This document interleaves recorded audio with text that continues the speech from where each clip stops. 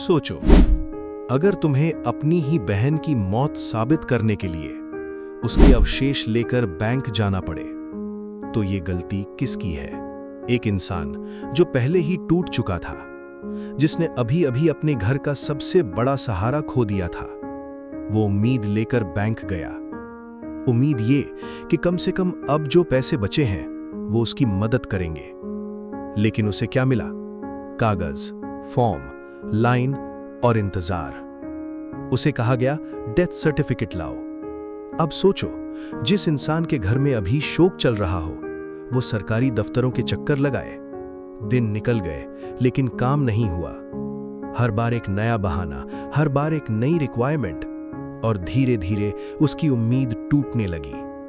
वो थक गया, लेकिन उसके पास ऑप्शन नहीं था, क्योंकि वो पैसे उसके लिए सिर्फ पैसे नहीं थे, वो सर्वाइवल थे। और फिर एक दिन उसने कुछ ऐसा किया जिसने पूरे देश को हिला दिया।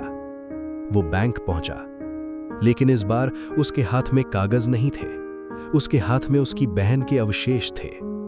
हाँ, इतनी मजबूरी, इतनी बेबसी कि एक भाई को ये कदम उठाना पड़ा। वहां खड़े लोग सन्न रह गए।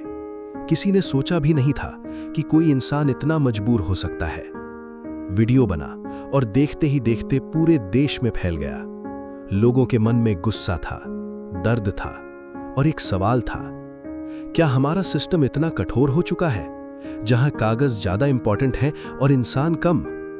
सच ये है, ये सिर्फ एक कहानी नहीं है, ये हजारों लाखों लोगों की रियलिटी है। जहां लोग पेपर वर्क में फंस जाते हैं, जहां हर काम के लिए प्रूफ चाहिए, आइडेंटिटी चाहिए, वेरिफिकेशन चाहिए, और अगर कुछ मिसिंग हो गया तो तुम सिस्टम में फंस जाओगे। कोई सुनने वाला नहीं, कोई समझने वाला नहीं। और यही सबसे बड़ी समस्या है। सिस्टम रूल्स से चलता है, लेकिन जिंदगी रूल्स से नहीं चलती। जिंदगी चलती है सिचुएशन से, इमोशन से, और जब ये दोनों टकराते हैं तब ऐसी घटनाएं सामने आती हैं। अब सोचो, उस आदमी ने क्या महसूस किया होगा जब उसे बार बार रोका गया होगा, जब उसे बार बार लौटाया गया होगा, जब उसे बार बार ये कहा गया होगा, पहले प्रूफ लाओ। वो अंदर से टूट चुका था, लेकिन सिस्टम को इससे कोई फर्क नहीं पड़ा, क्योंकि सिस्टम इमोशनलेस होता है। उसे सिर्फ डॉक्यूमेंट्स चाहिए। और यही गैप, इंसान और सिस्टम के बीच का गैप, आज सबसे बड़ा प्रॉब्लम बन चुका है। ये सिर्फ बैंक की गलती नहीं है, ये पूरी चेन की समस्या है। जहां प्रोसेस स्लो है, जहां अवेयरनेस कम है, जहां हेल्प सिस्टम ऑलमोस्ट जीरो है, और सबसे बड़ी बात, जहां एम्पैथी मिसिंग है। अब सवाल यह है, क्या यह प्रॉब्लम नहीं है? नहीं, ये सालों से चल रही है। बस फर्क इतना है कि इस बार ये कैमरे में आ गई, वायरल हो गई और सबके सामने आ गई। लेकिन जो केसेस वायरल नहीं होते, उनका क्या? कितने लोग चुपचाप स्ट्रगल कर रहे हैं, कितने लोग हार मान लेते हैं, कितने लोग सिस्टम से लड़ते लड़ते थक जाते हैं, ये कोई नहीं देखता। और यही सबसे दुखद सच है। अब एक और बात समझो, रूल्स क्यों बनाए जाते हैं? फ्रॉड रोकने के लिए, गलत लोगों को रोकने के लिए। लेकिन जब वही रूल्स सही लोगों को भी रोकने लगे तो प्रॉब्लम शुरू होती है। बैलेंस होना चाहिए, लेकिन यहां बैलेंस नहीं है, यहां रिजिडिटी है, और रिजिडिटी हमेशा कमजोर लोगों को तोड़ती है। अब खुद से पूछो, अगर तुम उस सिचुएशन में होते तो क्या करते? कितना पेशेंस रखते? कितनी बार लाइन में लगते? कितनी बार रिजेक्शन सहते? हर इंसान की लिमिट होती है, और जब वो लिमिट क्रॉस हो जाती है तब इंसान कुछ भी कर सकता है।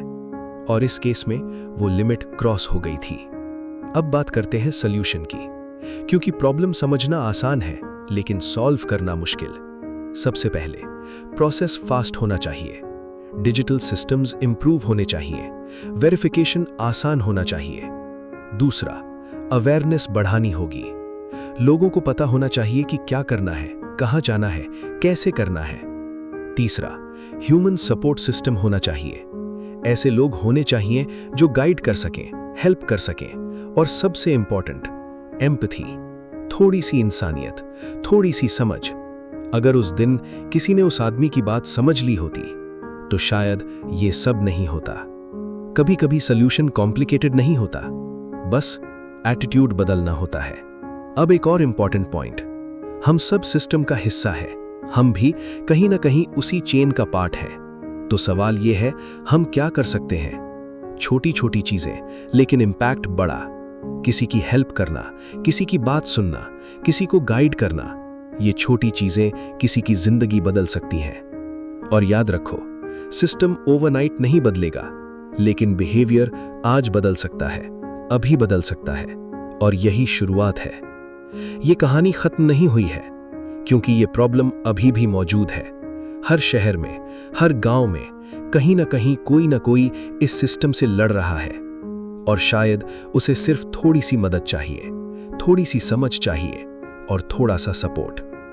आखिर में बस एक सवाल, क्या हम ऐसे सिस्टम के साथ जीते रहेंगे या उसे बदलने की कोशिश करेंगे? क्योंकि चेंज हमसे ही शुरू होता है, और अगर आज नहीं किया तो कल भी यही होगा, और कोई एक और इंसान फिर से मजबूर होगा, और शायद फिर एक और कहानी वायरल होगी। लेकिन तब तक किसी की जिंदगी बर्बाद हो चुकी होगी।